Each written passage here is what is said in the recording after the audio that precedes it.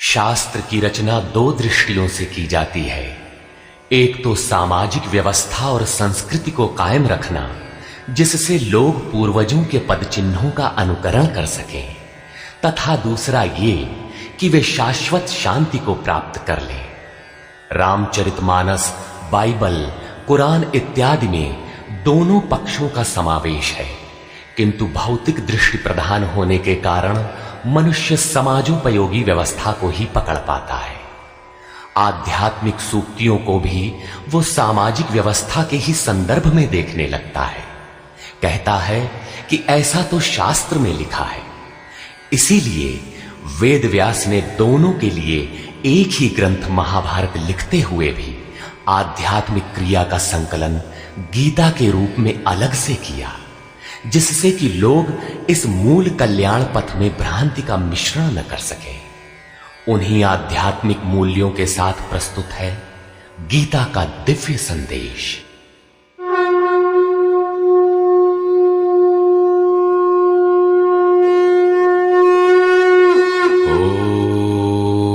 ओम श्री परमात्मने नमः। यथार्थ गीता, श्रीमद् भगवद गीता, अथ तृतीयो अध्यायः। अध्याय 2 में भगवान श्री कृष्ण ने बताया कि यह बुद्धि तेरे लिए ज्ञान मार्ग के विषय में कही गई। कौन सी बुद्धि? यही कि युद्ध कर, जीतोगे तो महामहिम की स्थिति प्राप्त कर लोगे और हारोगे तो देवत्व है। जीत में सर्वस्व है और हार में भी देवत्व है, कुछ मिलता ही है। अतः इस दृष्टि से लाभ और हानि दोनों में कुछ न कुछ मिलता है, किंचित भी क्षति नहीं है। फिर कहा, अब इसी को तू निष्काम कर्मयोग के विषय में सुन। जिस बुद्धि से युक्त होकर तू कर्मों के बंधन से अच्छी प्रकार छूट जाएगा। फिर उसकी विशेषताओं पर प्रकाश डाला। कर्म करते समय आवश्यक सावधानियों पर बल दिया कि फल की वासना वाला ना हो, कामनाओं से रहित होकर कर्म में प्रवृत्त हो और कर्म करने में तेरी अश्रद्धा भी ना हो, जिससे तू कर्म बंधन से मुक्त हो जाएगा। मुक्त तो होगा, किंतु रास्ते में अपनी स्थिति नहीं दिखाई पड़ी। अतः अर्जुन को निष्काम कर्मयोग की अपेक्षा ज्ञान मार्ग सरल और प्राप्ति वाला प्रतीत हुआ।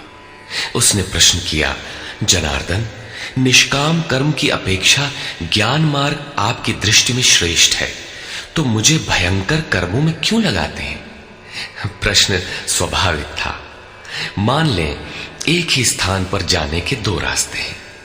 यदि आपको वास्तव में जाना है तो आप अवश्य प्रश्न करेंगे कि इनमें सुगम कौन है। यदि नहीं करते तो आप पथिक नहीं। ठीक इसी प्रकार अर्जुन ने भी प्रश्न रखा। अर्जुन उवाच,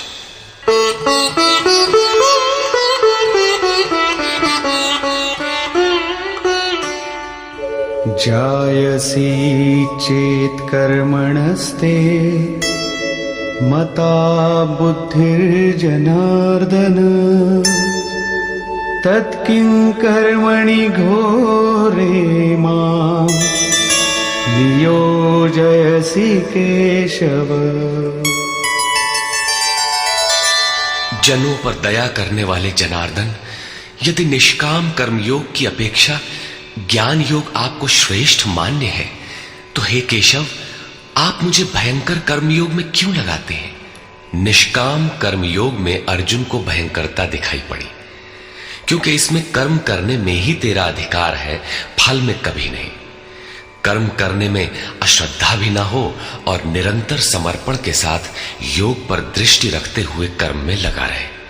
जबकि ज्ञान मार्ग में हारोगे तो देवत्व है, जीतने पर महामहिम स्थिति है। अपनी लाभ हानि स्वयं देखते हुए आगे बढ़ना है। इस प्रकार अर्जुन को निष्काम कर्मयोग की अपेक्षा ज्ञान योग सरल प्रतीत हुआ। इसलिए उसने निवेदन किया,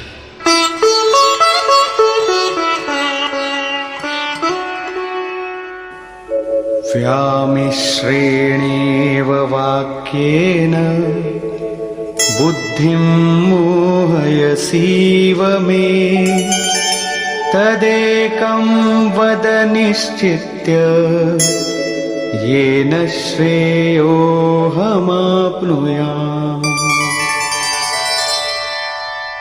आप इन मिले हुए से वचनों से मेरी बुद्धि मोहित सी करते हैं।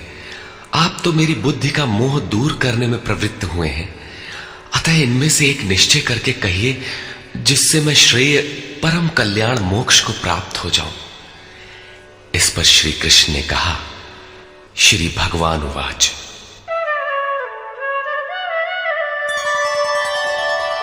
लोकेऽस्मिन् द्विविधा निष्ठा पुरा प्रोक्ता मया नघ। ज्ञानयोगेन सांख्यानां कर्मयोगेन योगिनाम्। निष्पाप अर्जुन, इस संसार में सत्य शोध की दो धाराएं मेरे द्वारा पहले कही गई हैं। पहले का तात्पर्य कभी सत्य युग या त्रेता में नहीं, बल्कि अभी जिसे दूसरे अध्याय में कहे आए हैं। ज्ञानियों के लिए ज्ञान मार्ग और योगियों के लिए निष्काम कर्म योग बताया गया है।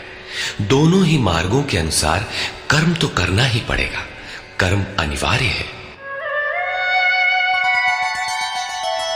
न कर्मणामनारम्भात् नैष्कर्म्यं पुरुषोऽश्नुते। न च सन्न्यसनादेव सिद्धिं समधिगच्छति।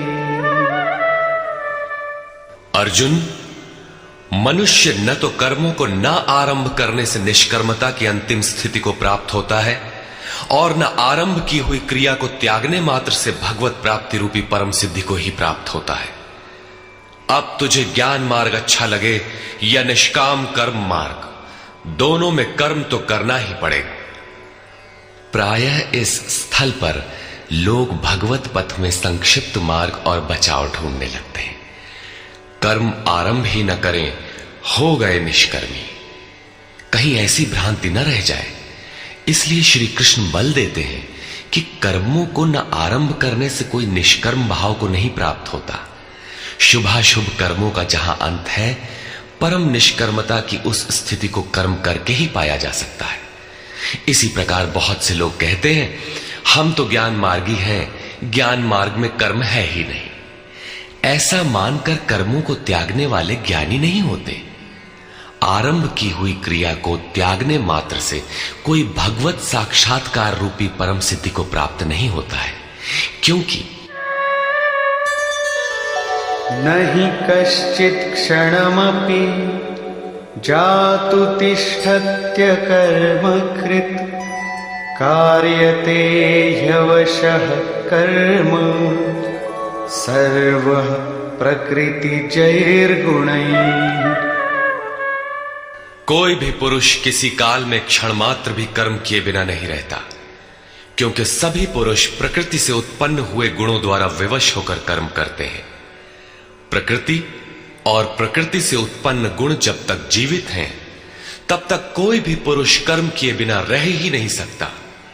अध्याय 4 के 33वें और 37वें श्लोक में श्री कृष्ण कहते हैं कि यावन मात्र कर्म ज्ञान में समाप्त हो जाते हैं। ज्ञान रूपी अग्नि संपूर्ण कर्मों को भस्म कर देता है। यहां वे कहते हैं कि कर्म किए बिना कोई रहता ही नहीं। अंततः वे महापुरुष कहते क्या है?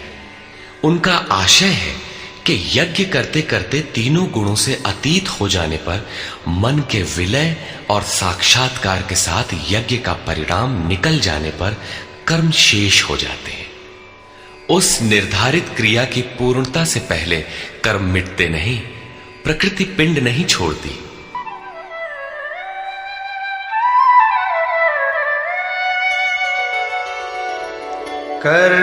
कर्मेन्द्रियाणि संयम्य य आस्ते मनसा स्मरन् इन्द्रियार्थान् विमूढात्मा मिथ्याचार स उच्यते।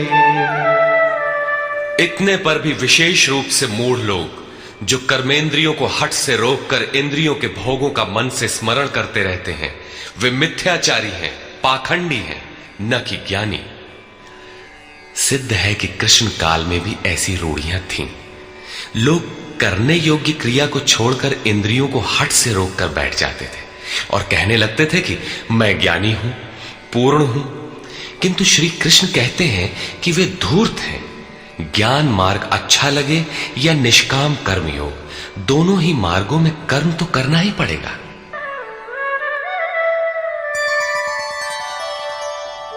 यस्त्विन्द्रियाणि मनसा नियम्यारभतेऽर्जुन कर्मेन्द्रियैः कर्मयोगम् असक्तः स विशिष्यते। अर्जुन, जो पुरुष मन से इंद्रियों को वश में करके जब मन में भी वासनाओं का स्फुरण न हो सर्वथा अनासक्त हुआ कर्मेंद्रियों से कर्मयोग का आचरण करता है, वो श्रेष्ठ है। ठीक है, समझ में आया कि कर्म का आचरण करें, किंतु ये प्रश्न खड़ा होता है कि कौन सा कर्म करें। इस पर कहते हैं,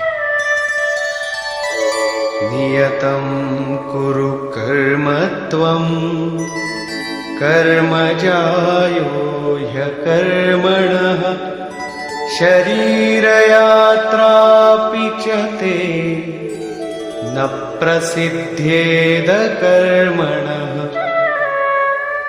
अर्जुन, तू निर्धारित किए हुए कर्म को कर, अर्थात कर्म तो बहुत से हैं, उनमें से कोई एक चुना हुआ है, उसी नियत कर्म को कर। कर्म न करने की अपेक्षा कर्म करना ही श्रेष्ठ है। इसलिए कि करते रहोगे, थोड़ी भी दूरी तय कर लोगे तो जैसा पीछे बता आए हैं, महान जन्म मरण के भय से उद्धार करने वाला है, इसलिए श्रेष्ठ है। कर्म न करने से तेरी शरीर यात्रा भी सिद्ध नहीं होगी। शरीर यात्रा का अर्थ लोग कहते हैं शरीर निर्वाह। कैसा शरीर निर्वाह? क्या आप शरीर हैं? ये पुरुष जन्म जन्मांतर से, युग युगांतरों से शरीर की यात्रा ही तो करता चला आ रहा है। जैसे वस्त्र जीर्ण हुआ तो दूसरा तीसरा धारण किया, इसी प्रकार कीट पतंग से लेकर मानव तक, ब्रह्मा से लेकर यावन मात्र जगत परिवर्तनशील है। ऊपर नीचे योनियों में बराबर ये जीव शरीरों की ही तो यात्रा कर रहा है। कर्म कोई ऐसी वस्तु है जो इस यात्रा को सिद्ध कर देती है, पूर्ण कर देती है। मान लें एक भी जन्म लेना पड़ा तो यात्रा तो जारी है, अभी तो पथिक चल ही रहा है, वो दूसरे शरीरों की यात्रा कर रहा है। यात्रा पूर्ण तब होती है जब गंतव्य आ जाए। परमात्मा में स्थिति के अनंतर इस आत्मा को शरीरों की यात्रा नहीं करनी पड़ती, अर्थात शरीर त्याग और शरीर धारण वाला क्रम समाप्त हो जाता है। अतः कर्म कोई ऐसी वस्तु है कि इस पुरुष को पुनः शरीरों की यात्रा नहीं करनी पड़ती। मोक्ष से शुभात। अर्जुन, इस कर्म को करके तू संसार बंधन अशुभ से छूट जाएगा। कर्म कोई ऐसी वस्तु है जो संसार बंधन से मुक्ति दिलाती है। अब प्रश्न खड़ा होता है कि वो निर्धारित कर्म है क्या। इस पर कहते हैं, यज्ञार्थात् कर्मणोऽन्यत्र लोकोऽयं कर्म बन्धनः तदर्थं कर्म कौन्तेय मुक्तसंग समाचर। अर्जुन, यज्ञ की प्रक्रिया ही कर्म है। वो हरकत कर्म है जिससे यज्ञ पूर्ण हो। सिद्ध है कि कर्म एक निर्धारित प्रक्रिया है। इसके अतिरिक्त जो कर्म होते हैं, क्या वे कर्म नहीं है? श्री कृष्ण कहते हैं, नहीं, वे कर्म नहीं है। अन्यत्र लोकोयम कर्म बंधनः। इस यज्ञ की प्रक्रिया के अतिरिक्त दुनिया में जो कुछ भी किया जाता है, सारा जगत जिसमें रात दिन व्यस्त है, वो इसी लोक का एक बंधन है, न कि कर्म। कर्म तो मोक्ष से शुभात, अशुभ अर्थात संसार बंधन से छुटकारा दिलाने वाला है। मात्र यज्ञ की प्रक्रिया ही कर्म है। वो हर का कर्म है जिससे यज्ञ पूरा होता है। अतः अर्जुन, उस यज्ञ की पूर्ति के लिए संग दोष से अलग रहकर भली प्रकार कर्म का आचरण कर। संग दोष से अलग हुए बिना यह कर्म होता ही नहीं। अब हम समझ गए कि यज्ञ की प्रक्रिया ही कर्म है, किंतु यहां पुनः एक नवीन प्रश्न उत्पन्न हो गया कि वो यज्ञ क्या है जिसे किया जाए। इसके लिए पहले यज्ञ को न बताकर श्री कृष्ण बताते हैं कि यज्ञ आया कहां से, ये देता क्या है। उसकी विशेषताओं पर प्रकाश डाला और चौथे अध्याय में जाकर स्पष्ट किया कि यज्ञ क्या है जिसे हम कार्य रूप दें और हमसे कर्म होने लगे। योगेश्वर श्री कृष्ण की शैली से स्पष्ट है कि जिस वस्तु का चित्रण करना है वे पहले उसकी विशेषताओं का चित्रण करते हैं जिससे श्रद्धा जागृत हो। तत्पश्चात वे उसमें बरती जाने वाली सावधानियों पर प्रकाश डालते हैं और अंत में मुख्य सिद्धांत प्रतिपादित करते हैं। स्मरण रहे कि यहां पर श्री कृष्ण ने कर्म के दूसरे अंग पर प्रकाश डाला कि कर्म एक निर्धारित क्रिया है। जो कुछ किया जाता है वो कर्म नहीं है। अध्याय 2 में पहली बार कर्म का नाम लिया, उसकी विशेषताओं पर बल दिया, उसमें बरती जाने वाली सावधानियों पर प्रकाश डाला, लेकिन यह नहीं बताया कि कर्म क्या है। योगेश्वर श्री कृष्ण ने कहा, अर्जुन, तू निर्धारित किए हुए कर्म को कर। अब प्रश्न उठता है कि निर्धारित कर्म क्या है जिसे हम करें। तब बताया कि यज्ञ को कार्य रूप देना कर्म है। अब प्रश्न उठता है कि वो यज्ञ क्या है। यहां यज्ञ की उत्पत्ति विशेषता बताकर शांत हो जाएंगे और आगे अध्याय 4 में यज्ञ का निखरा हुआ रूप मिलेगा जिसे करना कर्म है। कर्म की यह परिभाषा गीता को समझने की कुंजी है। यज्ञ के अतिरिक्त दुनिया में लोग कुछ न कुछ करते ही रहते हैं। कोई खेती करता है तो कोई व्यापार, कोई पदासीन है तो कोई सेवक, कोई अपने को बुद्धिजीवी कहता है तो कोई श्रमजीवी, कोई समाज सेवा को कर्म मानता है तो कोई देश सेवा को। और इन्हीं कर्मों में लोग सकाम और निष्काम कर्म की भूमिका भी बनाए पड़े हैं। किंतु श्री कृष्ण कहते हैं ये कर्म नहीं है। अन्यत्र लोकोयम कर्म बंधना। यज्ञ की प्रक्रिया के सिवाय जो कुछ भी किया जाता है वो इसी लोक का बंधनकारी कर्म है, न कि मोक्षद कर्म। वस्तुतः यज्ञ की प्रक्रिया ही कर्म है। अब यज्ञ न बताकर पहले यह बताते हैं कि यज्ञ आया कहां से।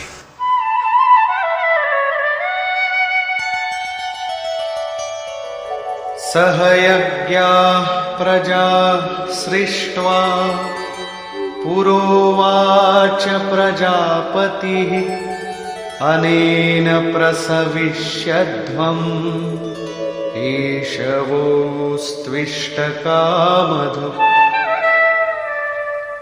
प्रजापति ब्रह्मा ने कल्प के आदि में यज्ञ सहित प्रजा को रचकर कहा कि इस यज्ञ द्वारा वृद्धि को प्राप्त हो। ये यज्ञ तुम लोगों को इष्ट कामधुक, जिसमें अनिष्ट ना हो, विनाश रहित इष्ट संबंधी कामना की पूर्ति करने वाला हो। यज्ञ सहित प्रजा को किसने रचा? प्रजापति ब्रह्मा ने। ब्रह्मा कौन? क्या 4 मुख और 8 आंखों वाला देवता जैसा कि प्रचलित है? नहीं। श्री कृष्ण के अनुसार देवता नाम की कोई अलग सत्ता है ही नहीं। फिर प्रजापति कौन है? वस्तुतः जिसने प्रजा के मूल उद्गम परमात्मा में प्रवेश पा लिया है वो महापुरुष प्रजापति है। बुद्धि ही ब्रह्मा है। अहंकार शिव बुद्धि अज, मन शशि चित्त महान। उस समय बुद्धि यंत्र मात्र होती है। उस महापुरुष की वाणी में परमात्मा ही बोलता है। भजन की वास्तविक क्रिया प्रारंभ हो जाने पर बुद्धि का उत्तरोत्तर उत्थान होता है। प्रारंभ में वो बुद्धि ब्रह्म विद्या से संयुक्त होने के कारण ब्रह्मविद कही जाती है। क्रमशः विकारों का शमन होने पर, ब्रह्म विद्या में श्रेष्ठ होने पर यह ब्रह्म विद्वर कही जाती है। उत्थान और सूक्ष्म हो जाने पर बुद्धि की अवस्था विकसित हो जाती है। वो ब्रह्म विद्वरीयान कहलाती है। उस अवस्था में ब्रह्म विद्वेत्ता पुरुष दूसरों को भी उत्थान मार्ग पर लाने का अधिकार प्राप्त कर लेता है। बुद्धि की पराकाष्ठा है ब्रह्म विद्वरिष्ट, अर्थात ब्रह्मविद की वो अवस्था जिसमें इष्ट प्रवाहित है। ऐसी स्थिति वाले महापुरुष प्रजा के मूल उद्गम परमात्मा में प्रविष्ट और स्थित रहते हैं। ऐसे महापुरुषों की बुद्धि मात्र यंत्र है, वे ही प्रजापति कहलाते हैं। वे प्रकृति के द्वंद्व का विश्लेषण कर आराधना क्रिया की रचना करते हैं। यज्ञ के अनुरूप संस्कारों का देना ही प्रजा की रचना है। इससे पूर्व समाज अचेत अव्यवस्थित रहता है। सृष्टि अनादि है, संस्कार पहले से ही है, किंतु अस्त व्यस्त विकृत है। यज्ञ के अनुरूप उन्हें ढालना ही रचना या सजाना है। ऐसे महापुरुष ने कल्प के आदि में यज्ञ सहित प्रजा की रचना की। कल्प निरोग बनाता है, वैद्य कल्प देते हैं, कोई कायाकल्प करता है। ये क्षणिक शरीरों का कल्प है। वास्तविक कल्प तो तब है जब भवरोग से मुक्ति मिल जाए। आराधना का प्रारंभ इस कल्प की शुरुआत है। आराधना पूर्ण हुई तो आपका कल्प पूरा हो गया। इस प्रकार परमात्म स्वरूपस्थ महापुरुषों ने भजन के प्रारंभ में यज्ञ सहित संस्कारों को सुसंगठित कर कहा कि इस यज्ञ से तुम वृद्धि को प्राप्त हो। कैसी वृद्धि? क्या मकान कच्चे से पक्का बन जाएगा? आय अधिक होने लगेगी? नहीं, यज्ञ इष्ट कामधु, इष्ट संबंधी कामना की पूर्ति करेगा। इष्ट है परमात्मा, उस परमात्मा संबंधी कामना की पूर्ति वाला है। प्रश्न स्वाभाविक है कि यज्ञ सीधे उस परमात्मा की प्राप्ति करा देगा अथवा क्रम क्रम से चलकर।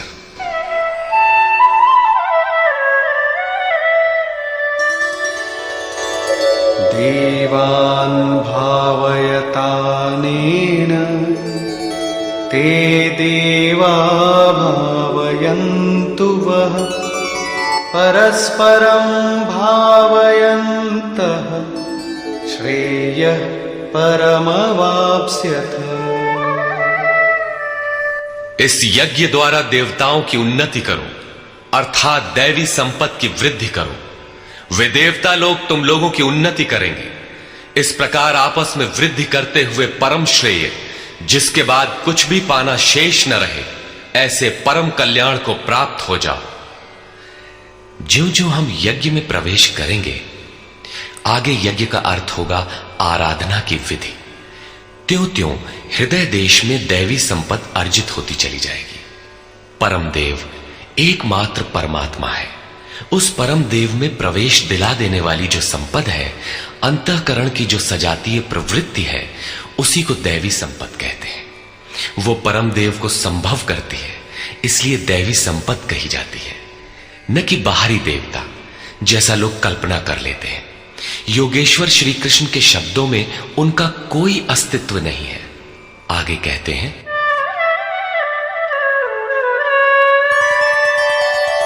इष्टान् भोगान् हि वो देवा दास्यन्ते यज्ञभाविताः तैर्दत्तानप्रदायैभ्यो यो भुङ्क्तेस्तेन एव सः। यज्ञ द्वारा संवर्धित देवता दैवी संपत्ति आपको इष्टान भोगान ही दास्यन्ते, इष्ट अर्थात आराध्य संबंधी भोगों को देंगे, अन्य कुछ नहीं। तैहि दत्तान, वे ही एकमात्र देने वाले हैं। इष्ट को पाने का अन्य कोई विकल्प नहीं है।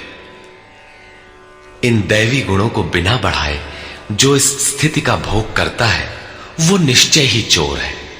जब उनसे पाया ही नहीं तो भोगेगा क्या? किंतु कहता अवश्य है कि हम तो तत्वदर्शी हैं।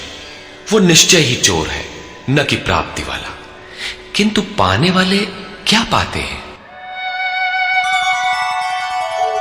यज्ञशिष्टाशिनः सन्तो मुच्यन्ते सर्वकिल्बिषैः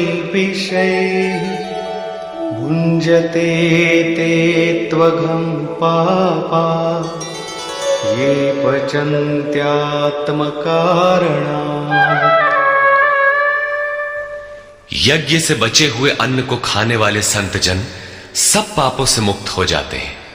दैवी संपत्ति की वृद्धि करते करते परिणाम में प्राप्ति काल ही पूर्ति काल है। जब यज्ञ पूर्ण हो गया तो शेष बचा हुआ ब्रह्म ही अन्न है। इसी को श्री कृष्ण ने दूसरे शब्दों में कहा, यज्ञ शिष्टामृत भुजो यान्ति ब्रह्म सनातनम। यज्ञ जिसकी सृष्टि करता है उस अशन को पान करने वाला ब्रह्म में प्रविष्ट हो जाता है। यहां वे कहते हैं कि यज्ञ से शेष बचे हुए अशन को, ब्रह्म पीयूष को पान करने वाला सब पापों से छुटकारा पा जाता है। संत जन तो छूट जाते हैं, किंतु पापी लोग मोह के माध्यम से उत्पन्न शरीरों के लिए पचते हैं। वे पाप खाते हैं। उन्होंने भजन भी किया, आराधना को समझा, अग्रसर भी हुए, किंतु बदले में एक मीठी सी चाह पैदा हो गई कि आत्म कारणात् शरीर के लिए और शरीर के संबंधों को लेकर कुछ मिले। उसे मिल तो जाएगा, किंतु उतने भोग के पश्चात वो अपने को वहीं खड़ा पाएगा जहां से चलना प्रारंभ किया था। इससे बड़ी क्षति क्या होगी? जब शरीर ही नश्वर है तो इसके सुख भोग कब तक साथ देंगे? वे आराधना तो करते हैं, किंतु बदले में पाप ही खाते हैं। पलटि सुधाते सठ विष लेहि। वो नष्ट तो नहीं होगा, किंतु आगे नहीं बढ़ेगा। इसीलिए श्री कृष्ण निष्काम भाव से कर्म भजन करने पर बल देते हैं। अभी तक श्री कृष्ण ने बताया कि यज्ञ परम श्रेय देता है और उसकी रचना महापुरुषों द्वारा होती है, किंतु वे महापुरुष प्रजा की रचना में क्यों प्रवृत्त होते हैं? इस पर कहते हैं,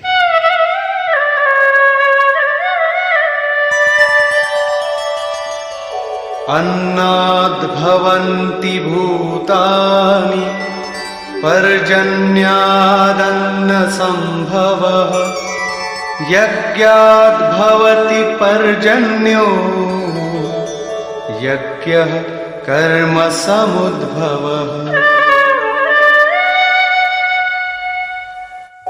कर्म ब्रह्मोद्भवं विद्धि ब्रह्माक्षर समुद्भवम् तस्मात् सर्वगतं ब्रह्म नित्यं यज्ञे प्रतिष्ठितम्। संपूर्ण प्राणी अन्न से उत्पन्न होते हैं। अन्नम ब्रह्म व्यजानात्। अन्न परमात्मा ही है। उस ब्रह्म पीयूष को ही उद्देश्य बनाकर प्राणी यज्ञ की ओर अग्रसर होता है। अन्न की उत्पत्ति वृष्टि से होती है। बादलों से होने वाली वर्षा नहीं, अपितु कृपा वृष्टि। पूर्व संचित यज्ञ कर्म ही कृपा के रूप में बरस पड़ता है। आज की आराधना कल कृपा के रूप में मिलेगी। इसीलिए वृष्टि यज्ञ से होती है। स्वाहा बोलने और तिल जौ जलाने से ही वृष्टि होती तो विश्व की अधिकांश मरुभूमि ऊसर क्यों रहती, उर्वर बन जाती। यहां कृपा वृष्टि यज्ञ की देन है। ये यज्ञ कर्मों से ही उत्पन्न होने वाला है। कर्म से यज्ञ पूर्ण होता है। उस कर्म को वेद से उत्पन्न हुआ जान। वेद ब्रह्म स्थित महापुरुष की वाणी है। जो तत्व विदित नहीं है उसकी प्रत्यक्ष अनुभूति का नाम वेद है, न कि कुछ श्लोक संग्रह। वेद अविनाशी परमात्मा से उत्पन्न हुआ जान। कहा तो महात्माओं ने, किंतु वे परमात्मा के साथ तद्रूप हो चुके हैं। उनके माध्यम से अविनाशी परमात्मा ही बोलता है। इसलिए वेद अपौरुषेय कहे जाते हैं। महापुरुष वेद कहां से पा गए? तो वेद अविनाशी परमात्मा से उत्पन्न हुआ। वे महापुरुष उससे तद्रूप हैं। वे मात्र यंत्र हैं, इसलिए उनके द्वारा वही बोलता है। क्योंकि यज्ञ के द्वारा ही मन के निरोध काल में वो विदित होता है। इससे सर्वव्यापी परम अक्षर परमात्मा सर्वदा यज्ञ में ही प्रतिष्ठित है। यज्ञ ही उसे पाने का एकमात्र उपाय है। इसी पर बल देते हैं, एवं प्रवर्तितं चक्रं नानुवर्तयति हयः अघायुरिन्द्रियारामो मोघं पार्थ स जीवति। हे पार्थ, जो पुरुष इसी लोक में मनुष्य शरीर प्राप्त कर इस प्रकार चलाए हुए साधन चक्र के अनुसार नहीं बरतता, अर्थात दैवी संपत्ति का उत्कर्ष, देवताओं की वृद्धि और परस्पर वृद्धि के द्वारा अक्षय धाम को प्राप्त करना, इस क्रम के अनुसार जो नहीं बरतता, इंद्रियों का आराम चाहने वाला वो पापायु पुरुष व्यर्थ ही जीता है। बंधुओं, योगेश्वर श्री कृष्ण ने अध्याय 2 में कर्म का नाम लिया और इस अध्याय में बताया कि नियत कर्म का आचरण कर। यज्ञ की प्रक्रिया ही कर्म है। इसके सिवाय जो कुछ किया जाता है वो इसी लोक का बंधन है। इसीलिए संग दोष से अलग रहकर उस यज्ञ की पूर्ति के लिए कर्म का आचरण कर। उन्होंने यज्ञ की विशेषताओं पर प्रकाश डाला और बताया कि यज्ञ की उत्पत्ति ब्रह्मा से है। प्रजा अन्न को उद्देश्य बनाकर उस यज्ञ में प्रवृत्त होती है। यज्ञ कर्म से और कर्म अपौरुषेय वेद से उत्पन्न होते हैं, जबकि वेद मंत्रों के दृष्टा महापुरुष ही थे। उनका पुरुष तिरोहित हो चुका था। प्राप्ति के साथ अविनाशी परमात्मा ही शेष बचा था। इसलिए वेद परमात्मा से उत्पन्न है। सर्वव्यापी परमात्मा यज्ञ में सर्वदा प्रतिष्ठित है। इस साधन चक्र के अनुसार जो नहीं बरतता, वो पापायु पुरुष इंद्रियों का सुख चाहने वाला है, व्यर्थ ही जीता है। अर्थात यज्ञ ऐसी विधि विशेष है जिसमें इंद्रियों का आराम नहीं है, अपितु अक्षय सुख है। इंद्रियों के संयम के साथ इसमें लगने का विधान है। इंद्रियों का आराम चाहने वाले पापायु हैं। अभी तक श्री कृष्ण ने नहीं बताया है कि यज्ञ है क्या, परंतु क्या यज्ञ करते ही रहेंगे या इसका कभी अंत भी होगा? इस पर योगेश्वर कहते हैं, यस्त्वात्मरतिरेव स्यात् आत्मतृप्तश्च मानवः आत्मन्येव च सन्तुष्टः तस्य कार्यं न विद्यते। परंतु जो मनुष्य आत्मा में ही रत, आत्मतृप्त और आत्मा में ही संतुष्ट है, उसके लिए कोई कर्तव्य नहीं रह जाता। यही तो लक्ष्य था। जब अव्यक्त सनातन अविनाशी आत्म तत्व प्राप्त हो गया तो आगे ढूंढे किसे? ऐसे पुरुष के लिए न कर्म की आवश्यकता है न किसी आराधना की। आत्मा और परमात्मा एक दूसरे के पर्याय हैं। इसी का पुनः चित्रण करते हैं। नैव तस्य कृतेनार्थो नाकृतेनेह कश्चन न चास्य सर्वभूतेषु कश्चिदर्थव्यपाश्रयः।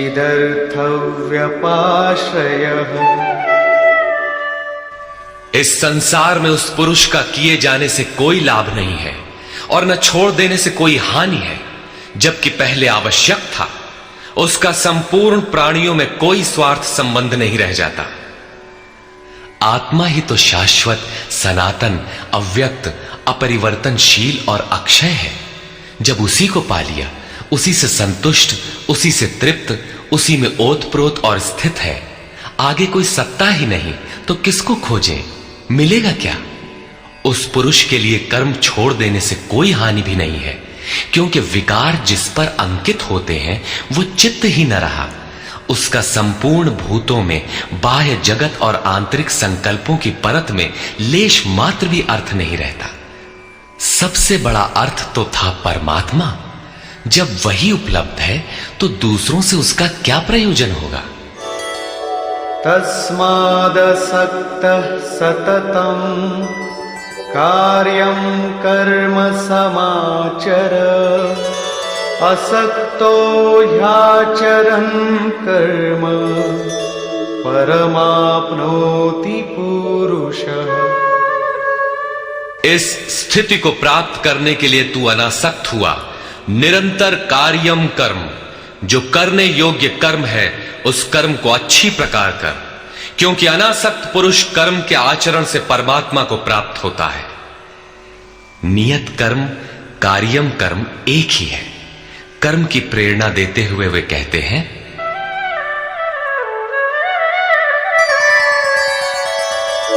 कर्मणैव हि संसिद्धिम् आस्थिता जनकादयः लोकसंग्रहमेवापि संपश्यन् कर्तुमर्हसि। जनक माने राजा जनक नहीं, जनक जन्मदाता को कहते हैं। योग ही जनक है, आपके स्वरूप को जन्म देता है, प्रकट करता है। योग से संयुक्त प्रत्येक महापुरुष जनक हैं। ऐसे योग संयुक्त बहुत से ऋषियों जनकादयः जनक इत्यादि ज्ञानी जन महापुरुष भी कर्मणा एव संसिद्धिम कर्मों के द्वारा ही परम सिद्धि को प्राप्त हुए। परम सिद्धि माने परम तत्व परमात्मा की प्राप्ति। जनक इत्यादि जितने भी पूर्व में होने वाले महर्षि हुए हैं, इस कार्यम कर्म के द्वारा जो यज्ञ की प्रक्रिया है, इस कर्म को करके ही संसिद्धिम परम सिद्धि को प्राप्त हुए। किंतु प्राप्ति के पश्चात वे भी लोक संग्रह को देखकर कर्म करते हैं, लोकहित को चाहते हुए कर्म करते हैं। अतः तू भी प्राप्ति के पश्चात लोकनायक बनने के लिए कार्य करने के ही योग्य है। क्यों? यद्यदाचरति श्रेष्ठः तत्तदेवेतरो जनः स यत्प्रमाणं कुरुते लोकस्तदनुवर्तते। श्रेष्ठ पुरुष जो जो आचरण करता है, अन्य पुरुष भी उसके अनुसार ही करते हैं। वो महापुरुष जो कुछ प्रमाण कर देता है, संसार उसका अनुसरण करता है। पहले श्री कृष्ण ने स्वरूप में स्थित आत्मतृप्त महापुरुष की रहनी पर प्रकाश डाला कि उसके लिए कर्म किए जाने से न कोई लाभ और न छोड़ने से कोई हानि। फिर भी जनकादि कर्म में भली प्रकार बरतते थे। वहां उन महापुरुषों से श्री कृष्ण धीरे से अपनी तुलना कर देते हैं कि मैं भी एक महापुरुष हूं। न मे पार्थास्ति कर्तव्यम् त्रिषु लोकेषु किंचन नानवाप्तमवाप्तव्यम् वर्त एव च कर्मणि। हे पार्थ, मुझे तीनों लोकों में कोई कर्तव्य नहीं है। पीछे कह आए हैं कि उस महापुरुष का समस्त भूतों में कोई कर्तव्य नहीं है। यहां कहते हैं तीनों लोकों में मुझे कुछ भी कर्तव्य शेष नहीं है, तथा किंचन मात्र प्राप्त होने योग्य वस्तु अप्राप्त नहीं है। तब भी मैं कर्म में भली प्रकार बरतता हूं। क्यों? यदि हम न वर्तेयम् जातु कर्मण्यतन्द्रितः मम वर्त्मानुवर्तन्ते मनुष्याः पार्थ सर्वशः। क्योंकि यदि मैं सावधान होकर कदाचित कर्म में न बरतूं तो मनुष्य मेरे बर्ताव के अनुसार बरतने लग जाएंगे। तो क्या आपका अनुकरण भी बुरा है? श्री कृष्ण कहते हैं हां। उत्सीदेयुरिमे लोका न कुर्यां कर्म चेदहम् शंकरस्य च कर्ता स्याम् उपहन्यामि माः प्रजाः। यदि मैं सावधान होकर कर्म न करूं तो ये सब लोग भ्रष्ट हो जाएं और मैं शंकरस्य वर्ण संकर का करने वाला हूं तथा इन सारी प्रजा का हनन करने वाला, मारने वाला बनूं।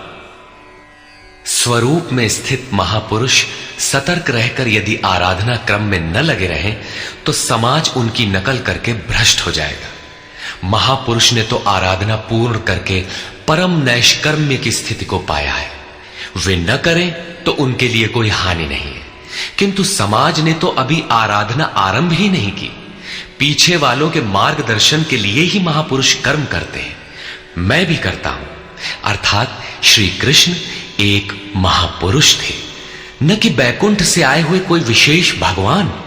उन्होंने कहा कि महापुरुष लोक संग्रह के लिए कर्म करता है, मैं भी करता हूं। यदि न करूं तो लोगों का पतन हो जाए, सभी कर्म छोड़ बैठेंगे।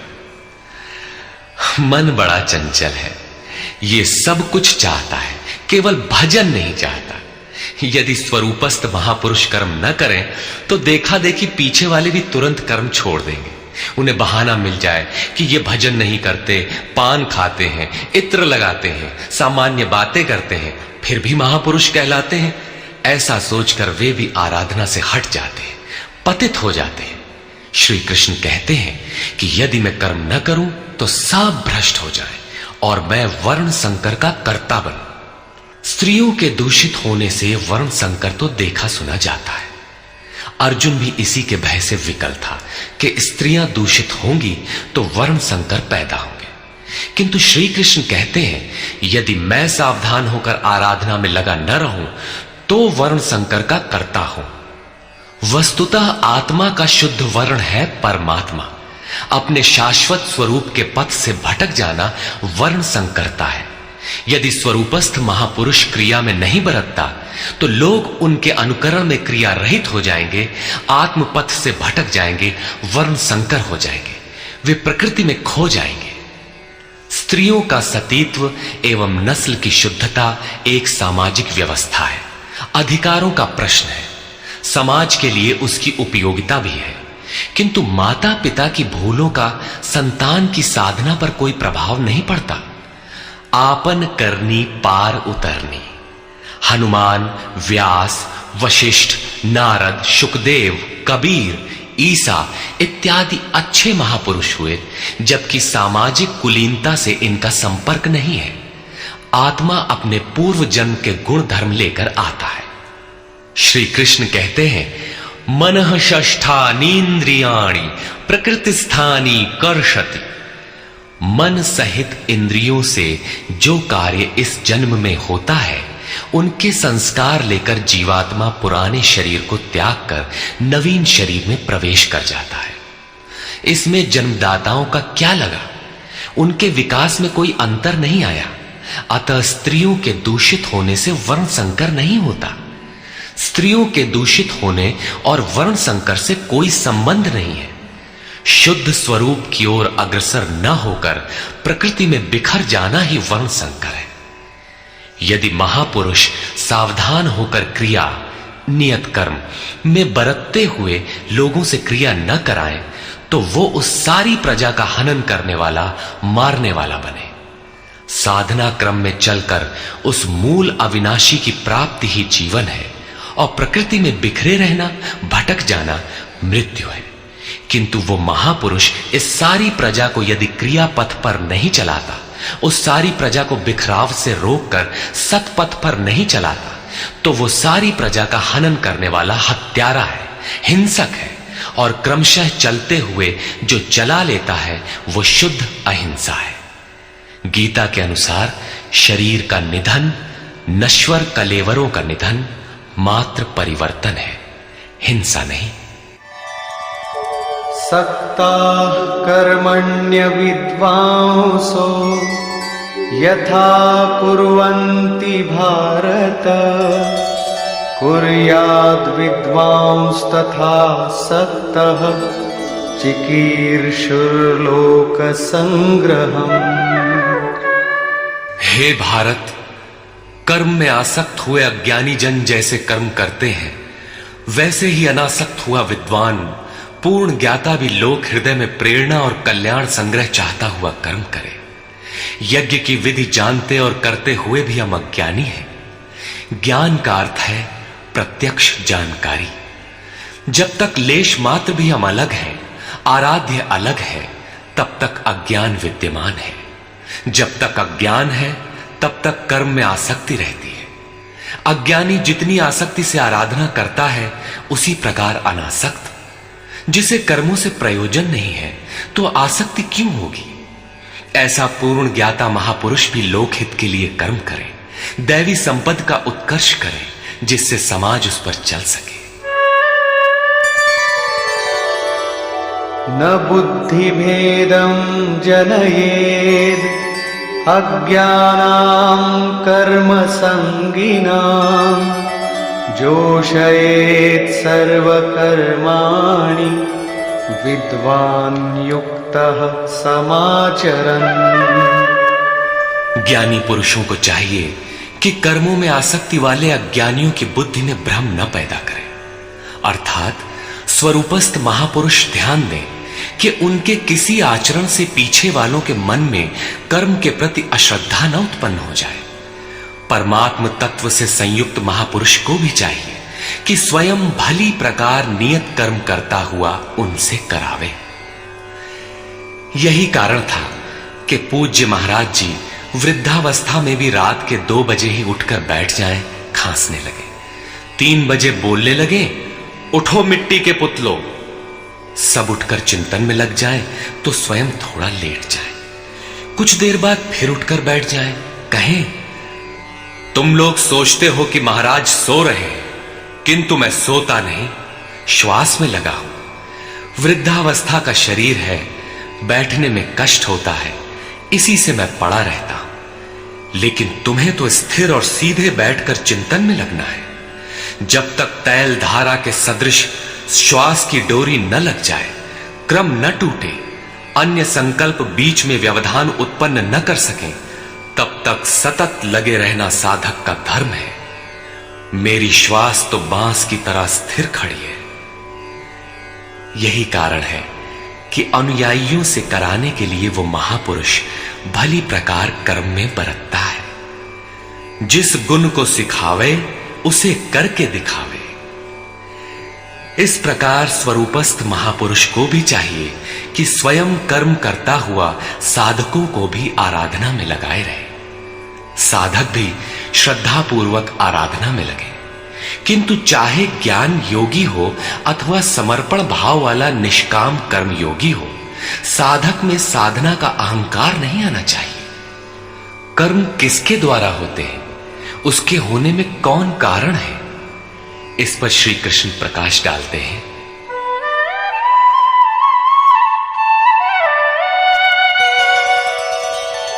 प्रकृते क्रियमाणानि गुणैः कर्माणि सर्वशः अहंकार विमूढ़ात्मा कर्ताहमिति मन्यते। आरंभ से पूर्ति पर्यंत संपूर्ण कर्म प्रकृति के गुणों द्वारा किए जाते हैं। फिर भी अहंकार से विशेष मूढ़ पुरुष मैं करता हूं ऐसा मान लेता है।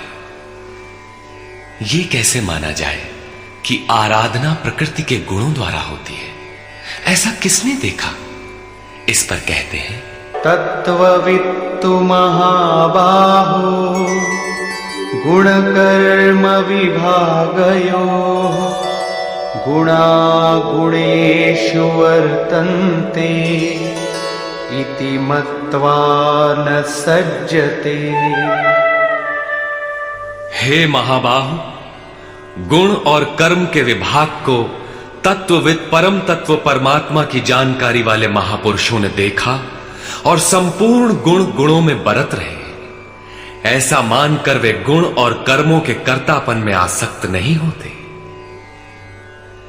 यहां तत्व का अर्थ परम तत्व परमात्मा है, न कि 5 या 25 तत्व जैसा कि लोग गणना करते हैं।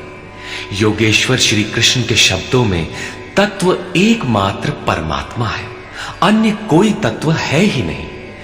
गुणों को पार करके परम तत्व परमात्मा में स्थित महापुरुष गुण के अनुसार कर्मों का विभाजन देख पाते हैं। तामसी गुण रहेगा तो उसका कार्य होगा आलस्य, निद्रा, प्रमाद, कर्म में प्रवृत्त न होने का स्वभाव।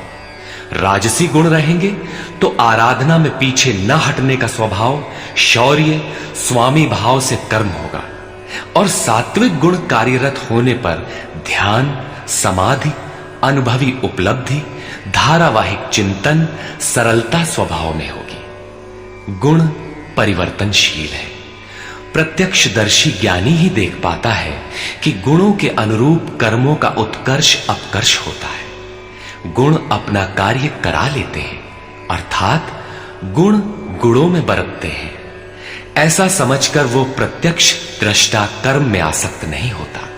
किंतु जिसने गुणों का पार नहीं पाया, जो अभी रास्ते में है, उन्हें तो कर्म में आसक्त रहना है। इसलिए प्रकृतेर्गुण सम्मूढ़ाः सज्जन्ते गुणकर्मसु तान् कृत्स्नविदो मन्दान् कृत्स्नविन्न विचालयेत्। प्रकृति के गुणों से मोहित हुए पुरुष गुण और कर्मों में क्रमशः निर्मल गुणों की ओर उन्नति देखकर उनमें आसक्त होते हैं। उन अच्छी प्रकार न समझने वाले मंदान शिथिल प्रयत्न वालों को अच्छी प्रकार जानने वाला ज्ञानी चलायमान न करे। उन्हें हतोत्साहित न करे, बल्कि प्रोत्साहन दे, क्योंकि कर्म करके ही उन्हें परम नैष्कर्म्य की स्थिति पाना है।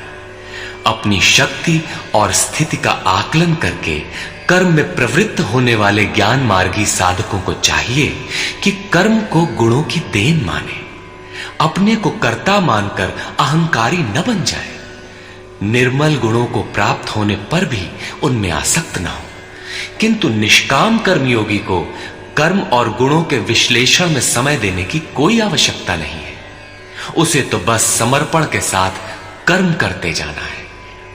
कौन गुण आ जा रहा है, ये देखना इष्ट की जिम्मेदारी हो जाती है। गुणों का परिवर्तन और क्रम क्रम से उत्थान वो इष्ट की ही देन मानता है, और कर्म होने को भी उन्हीं की देन मानता है। अतः कर्तापन का अहंकार या गुणों में आसक्ति होने की समस्या उसके लिए नहीं रहती, जबकि अनवरत लगा रहता है। इसी पर और साथ ही युद्ध का स्वरूप बताते हुए श्री कृष्ण कहते हैं, मयि सर्वाणि कर्माणि सन्न्यस्याध्यात्मचेतसा निराशीर्निर्ममो भूत्वा युध्यस्व विगतज्वरः। इसलिए अर्जुन, तू अध्यात्म चेतसा अंतरात्मा में चित्त का निरोध करके ध्यानस्थ होकर संपूर्ण कर्मों का मुझ में अर्पण करके आशा रहित, ममता रहित और संताप रहित होकर युद्ध कर। जब चित्त ध्यान में स्थित है, लेश मात्र भी कहीं आशा नहीं, कर्म में ममत्व नहीं है, असफलता का संताप नहीं है, तो वो पुरुष कौन सा युद्ध करेगा? जब सब ओर से चित्त सिमटकर हृदय देश में निरुद्ध होता जा रहा है, तो वो लड़ेगा किस लिए, किससे, और वहां है कौन? वास्तव में जब आप ध्यान में प्रवेश करेंगे, तभी युद्ध का सही स्वरूप खड़ा होता है। तो काम क्रोध, राग द्वेष, आशा तृष्णा इत्यादि विकारों का समूह, विजातीय प्रवृत्तियां जो कुरु कहलाती हैं, संसार में प्रवृत्ति देती ही रहती है। बाधा के रूप में भयंकर आक्रमण करती हैं। बस इनका पार पाना ही युद्ध है। इनको मिटाते हुए अंतरात्मा में सिमटते जाना, ध्यानस्थ होते जाना ही यथार्थ युद्ध है। इसी पर पुनः बल देते हैं, ये मे मतमिदं नित्यम् अनुतिष्ठन्ति मानवाः श्रद्धावन्तो न सूयन्तो मुच्यन्ते तेऽपि कर्मभिः। अर्जुन, जो कोई मनुष्य दोष दृष्टि से रहित होकर श्रद्धा भाव समर्पण से संयुक्त हुआ, सदा मेरे इस मत के अनुसार बरतते हैं कि युद्ध कर, वे पुरुष भी संपूर्ण कर्मों से छूट जाते हैं। योगेश्वर का यह आश्वासन किसी हिंदू, मुसलमान या ईसाई के लिए नहीं, अपितु मानव मात्र के लिए है। उनका मत है कि युद्ध कर। इससे ऐसा प्रतीत होता है कि यह उपदेश युद्ध वालों के लिए था। अर्जुन के समक्ष तो सौभाग्य से विश्व युद्ध की संरचना थी। आपके सामने तो कोई युद्ध नहीं है। आप गीता के पीछे क्यों पड़े हैं? क्योंकि कर्मों से छूटने का उपाय तो युद्ध करने वालों के लिए है, किंतु ऐसा कुछ नहीं है। वस्तुतः यह अंतर्देश की लड़ाई है। क्षेत्र और क्षेत्रज्ञ का, विद्या और अविद्या का, धर्म क्षेत्र और कुरुक्षेत्र का संघर्ष है। आप ज्यों-ज्यों ध्यान में चित्त का निरोध करेंगे, विजातीय प्रवृत्ति बाधा के रूप में प्रत्यक्ष होती है, भयंकर आक्रमण करती है।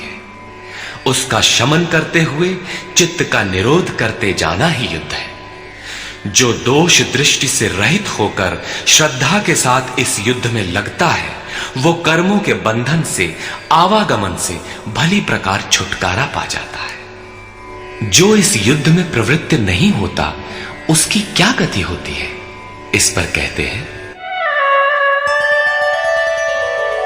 ये त्वेतदभ्यसूयन्तो नानुतिष्ठन्ति मे मतम् सर्वज्ञानविमूढांस्तान् विद्धि नष्टान चेतसः।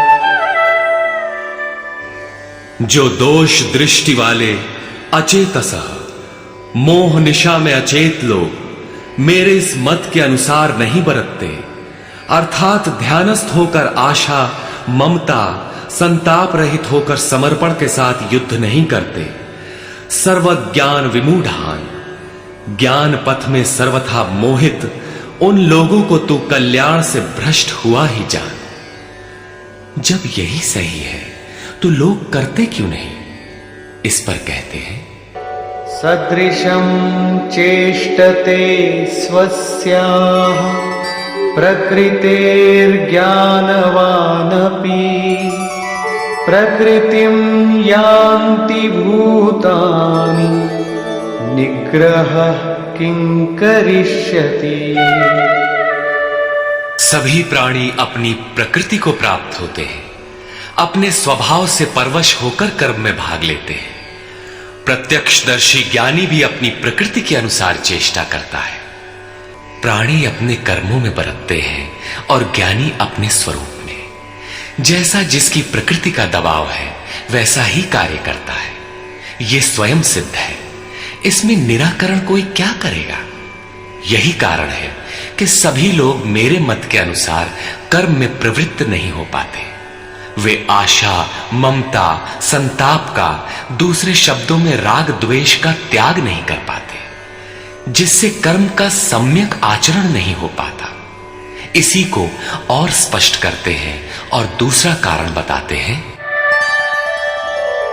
इंद्रियस्येन्द्रियस्यार्थे रागद्वेषौ व्यवस्थितौ तयोर्नवशमागच्छेत् तौ ह्यस्य परिपन्थिनौ। इंद्रिय और इंद्रियों के भोगों में राग और द्वेष स्थित हैं। इन दोनों के वश में नहीं होना चाहिए, क्योंकि इस कल्याण मार्ग में कर्मों से छूट जाने वाली प्रणाली में ये राग और द्वेष दुर्धर्ष शत्रु हैं, आराधना का अपहरण कर ले जाते हैं। जब शत्रु भीतर है तो बाहर कोई किसी से क्यों लड़ेगा? शत्रु तो इंद्रिय और भोगों के संसर्ग में है, अंतःकरण में है। अतः ये युद्ध भी अंतःकरण का युद्ध है, क्योंकि शरीर ही क्षेत्र है जिसमें सजातीय विजातीय दोनों प्रवृत्तियां, विद्या और अविद्या रहती हैं, जो माया के दो अंग हैं। इन्हीं प्रवृत्तियों का पार पाना, सजातीय प्रवृत्ति को साध कर विजातीय का अंत करना युद्ध है। विजातीय समाप्त होने पर सजातीय का उपयोग समाप्त हो जाता है। स्वरूप का स्पर्श करके सजातीय का भी उसके अंतराल में विलय हो जाना, इस प्रकार प्रकृति का पार पाना युद्ध है, जो ध्यान में ही संभव है। राग द्वेष के शमन में समय लगता है। इसलिए बहुत से साधक क्रिया को छोड़कर सहसा महापुरुष की नकल करने लग जाते हैं। श्री कृष्ण इससे सावधान करते हैं।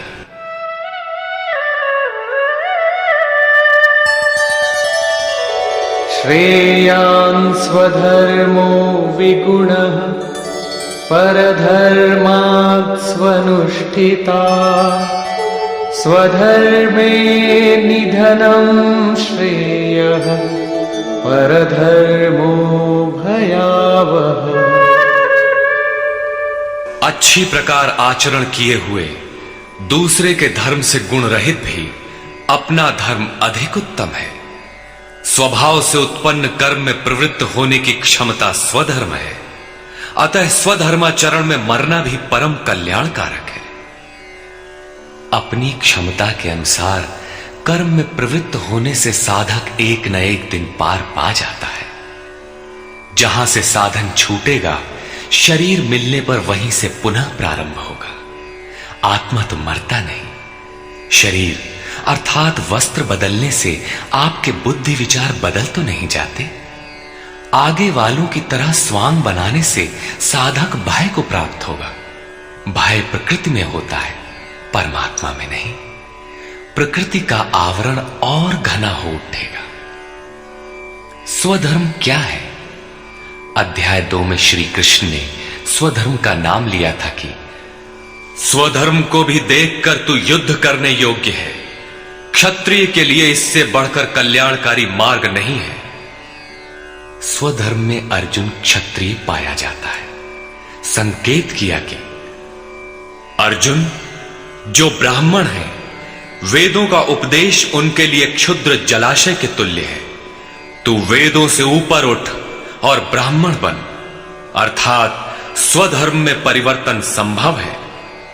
वहां पुनः कहा कि राग द्वेष के वश में न हो, इन्हें काट, स्वधर्म श्रेयस्कर है। इनका यह आशय नहीं है कि अर्जुन किसी ब्राह्मण की नकल करके उस जैसी वेशभूषा बना ले। एक ही कर्म पथ को महापुरुष ने 4 श्रेणियों में बांट दिया: निकृष्ट, मध्यम, उत्तम, अति उत्तम। इन श्रेणी के साधकों को क्रमशः शूद्र, वैश्य, क्षत्रिय और ब्राह्मण की संज्ञा दी। शूद्र वाली क्षमता से कर्म का आरंभ होता है और साधना क्रम में वही साधक ब्राह्मण बन सकता है। इससे भी आगे जब वो परमात्मा में प्रवेश पा जाता है तो न ब्राह्मणो न क्षत्रियः न वैश्यो न शूद्रः चिदानंद रूपः शिवः केवलोहम्। वो वर्णों से ऊपर हो जाता है। यही श्री कृष्ण भी कहते हैं कि चातुर्वर्ण्यम मया सृष्टम। 4 वर्णों की रचना मैंने की। तो क्या जन्म के आधार पर मनुष्यों को बांटा? नहीं, गुण कर्म विभागशः गुणों के आधार पर कर्म बांटा गया। कौन सा कर्म? क्या सांसारिक कर्म? श्री कृष्ण कहते हैं नहीं, नियत कर्म। नियत कर्म क्या है? वो है यज्ञ की प्रक्रिया जिसमें होता है श्वास में प्रश्वास का हवन, प्रश्वास का श्वास में हवन, इंद्रिय संयम इत्यादि, जिसका शुद्ध अर्थ है योग साधना, आराधना। इस आराधना कर्म को ही 4 श्रेणियों में बांटा गया। जैसी क्षमता वाला पुरुष हो उसे उसी श्रेणी से प्रारंभ करना चाहिए। यही सबका अपना अपना स्वधर्म है। यदि वो आगे वालों की नकल करेगा तो भय को प्राप्त होगा। सर्वथा नष्ट तो नहीं होगा, क्योंकि इसमें बीज का नाश तो नहीं होता। हां, वो प्रकृति के दबाव से भयाक्रांत, दीनहीन अवश्य हो जाएगा। शिशु कक्षा का विद्यार्थी स्नातक कक्षा में बैठने लगे तो स्नातक क्या बनेगा? वो प्रारंभिक वर्णमाला से भी वंचित रह जाएगा। अर्जुन प्रश्न रखता है कि मनुष्य स्वधर्म का आचरण क्यों नहीं कर पाता? अर्जुन उवाच अथ केन प्रयुक्तोऽयं पापं चरति पूरुषः अनिच्छन्नपि वार्ष्णेय बलादिव नियोजितः। हे कृष्ण, फिर ये पुरुष बरबस घसीट कर लगाए हुए के सदृश न चाहता हुआ भी किसकी प्रेरणा से पाप का आचरण करता है? आपके मत के अनुसार क्यों नहीं चल पाता? इस पर योगेश्वर श्री कृष्ण कहते हैं, श्री भगवान उवाच। काम एष क्रोध एष रजो गुण समुद्भवः महाशनो महापाप्मा विद्येनमिह वैरिणम्। अर्जुन, रजोगुण से उत्पन्न ये काम और ये क्रोध अग्नि के समान भोग भोगने से कभी न तृप्त होने वाले बड़े पापी हैं। काम क्रोध राग द्वेष के ही पूरक हैं। अभी मैंने जिसकी चर्चा की थी, इस विषय में तू इनको ही शत्रु जान। अब इनका प्रभाव बताते हैं।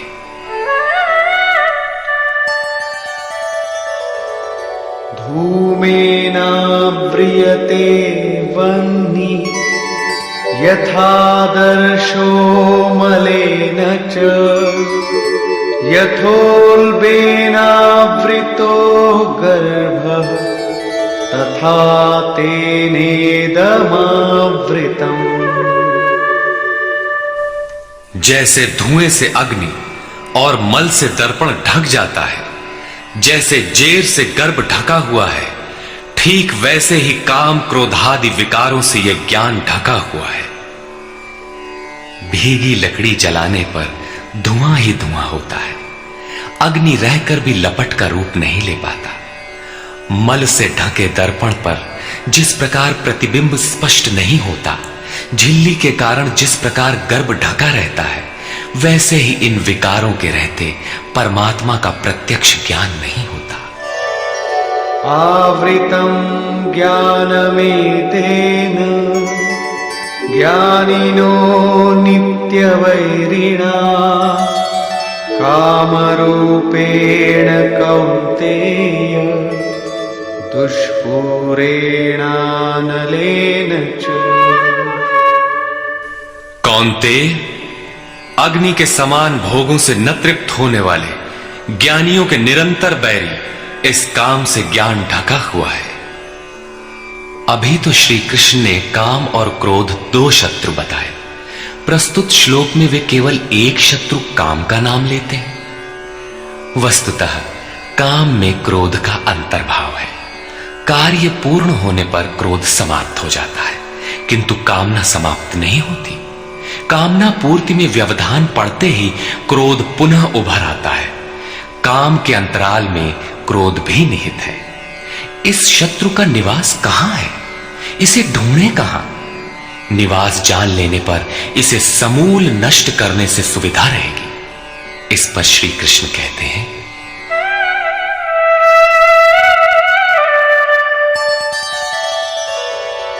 इंद्रियाणि मनो बुद्धि अस्याधिष्ठानमुच्यते एतैर्विमोहयत्येष ज्ञानमावृत्य देहिनम्।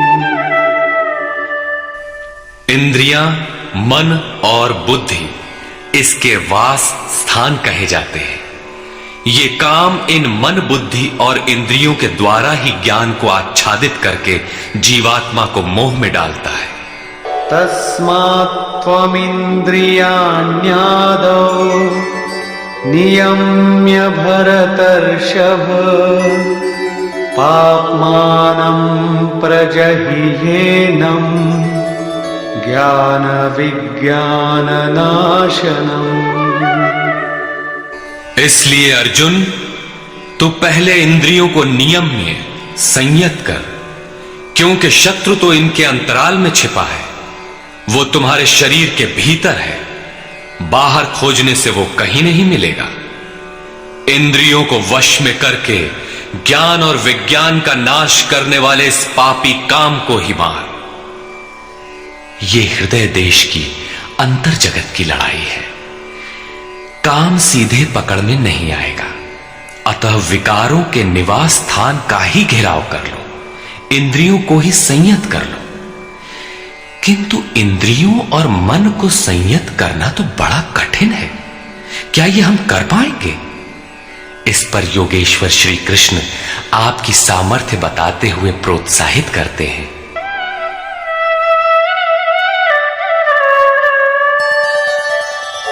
इंद्रियाणि पराण्याहुः इंद्रियेभ्यः परं मनः मनसस्तु परा बुद्धिः यो बुद्धेः परतस्तु सः।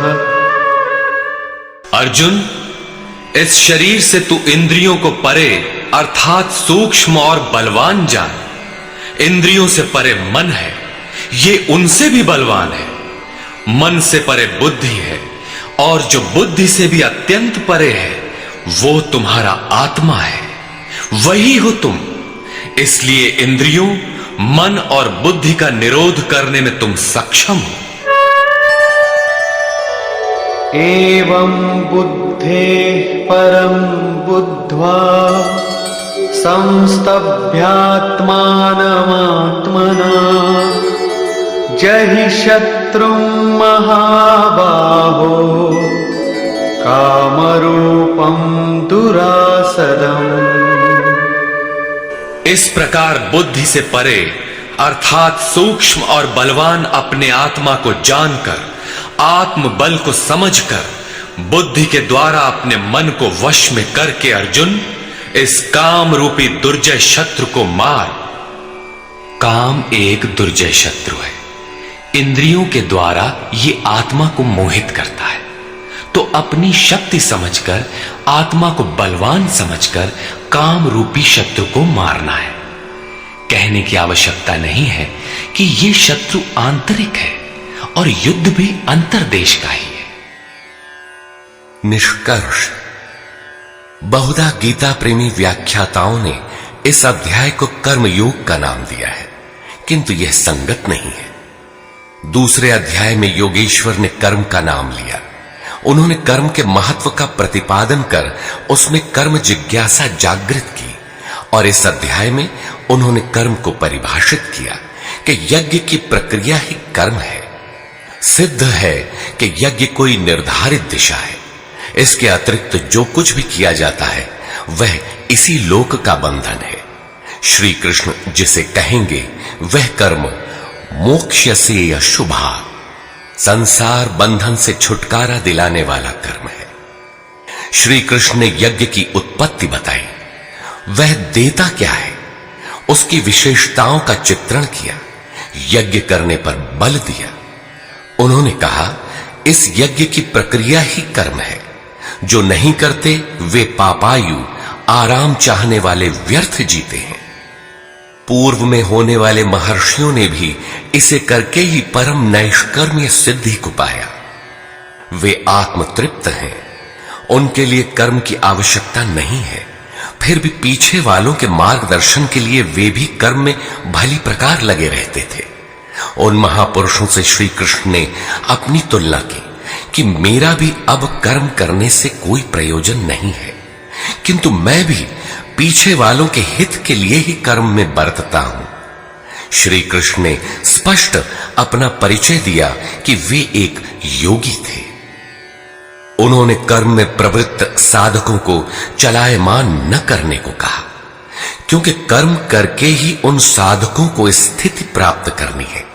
यदि नहीं करेंगे तो नष्ट हो जाएंगे। इस कर्म के लिए ध्यानस्थ होकर युद्ध करना है। आंखें बंद हैं, इंद्रियों से सिमटकर चित्त का निरोध हो चला तो युद्ध कैसा। उस समय काम, क्रोध, राग, द्वेष बाधक होते हैं। इन विजातीय प्रवृत्तियों का पार पाना ही युद्ध है। आसुरी संपद कुरुक्षेत्र विजातीय प्रवृत्ति को शनैः शनैः छांटते हुए ध्यानस्थ होते जाना ही युद्ध है। वस्तुतः ध्यान में ही युद्ध है। यही इस अध्याय का सारांश है, जिसमें न कर्म बताया न यज्ञ। यदि यज्ञ समझ में आ जाए तो कर्म समझ में आए। अभी तो कर्म समझाया ही नहीं गया। इस अध्याय में केवल स्थित प्रज्ञ महापुरुष के प्रशिक्षणात्मक पहलू पर बल दिया गया। यह तो गुरुजनों के लिए निर्देश है। वे न भी करें तो उन्हें कोई क्षति नहीं, और न ऐसा करने में उनका अपना कोई लाभ ही है। किंतु जिन साधकों को परम गति अभीष्ट है, उनके लिए विशेष कुछ कहा ही नहीं। तो यह कर्मयोग कैसे है? कर्म का स्वरूप भी स्पष्ट नहीं है जिसे किया जाए, क्योंकि यज्ञ की प्रक्रिया ही कर्म है। अभी तक उन्होंने इतना ही बताया, यज्ञ तो बताया नहीं। कर्म का स्वरूप स्पष्ट कहां हुआ? हां, युद्ध का यथार्थ चित्रण गीता में यहीं पाया जाता है। संपूर्ण गीता पर दृष्टिपात करें तो अध्याय 2 में कहा कि शरीर नाशवान है, अतः युद्ध कर। गीता में युद्ध का यही ठोस कारण बताया गया। आगे ज्ञान योग के संदर्भ में क्षत्रिय के लिए युद्ध ही कल्याण का एकमात्र साधन बताया गया, और कहा कि यह बुद्धि तेरे लिए ज्ञान योग के विषय में कही गई। कौन सी बुद्धि? यही कि हार जीत दोनों दृष्टियों में लाभ ही है, ऐसा समझकर युद्ध कर। फिर अध्याय 4 में कहा कि योग में स्थित रहकर हृदय में स्थित अपने संशय को ज्ञान रूपी तलवार द्वारा काट। वह तलवार योग में है। अध्याय 5 से 10 तक युद्ध की चर्चा तक नहीं है। 11वें अध्याय में केवल इतना कहा कि ये शत्रु मेरे द्वारा पहले से ही मारे गए हैं। तू निमित्त मात्र होकर खड़ा भर हो जा, यश को प्राप्त कर। ये तुम्हारे बिना भी मारे हुए हैं, प्रेरक करा लेगा। तू इन मुर्दों को ही मार। अध्याय 15 में संसार सुविरूढ़ मूल वाला पीपल वृक्ष जैसा कहा गया, जिसे असंगता रूपी शस्त्र द्वारा काटकर उस परम पद को खोजने का निर्देश मिला। आगे के अध्यायों में युद्ध का उल्लेख नहीं है। हां, अध्याय 16 में असुरों का चित्रण अवश्य है, जो नरकगामी है। अध्याय 3 में ही युद्ध का विशद चित्रण है। श्लोक 30 से श्लोक 43 तक युद्ध का स्वरूप, उसकी अनिवार्यता, युद्ध न करने वालों का विनाश, युद्ध में मारे जाने वाले शत्रुओं के नाम, उन्हें मारने के लिए अपनी शक्ति का आह्वान और निश्चय ही उन्हें काटकर फेंकने पर बल दिया। इस अध्याय में शत्रु और शत्रु का आंतरिक स्वरूप स्पष्ट है, जिनके विनाश की प्रेरणा दी गई है। अतः ओम तत्सदिति श्रीमद् भगवद गीता सूपनिषत्सु ब्रह्म विद्यायाम योग शास्त्रे श्री कृष्णार्जुन संवादे शत्रु विनाश प्रेरणा नाम तृतीयो अध्याय। इस प्रकार स्वामी अड़गड़ानंद कृत श्रीमद् भगवद गीता के भाष्य यथार्थ गीता का 3रा अध्याय पूर्ण होता है। हरि ओम तत्सत।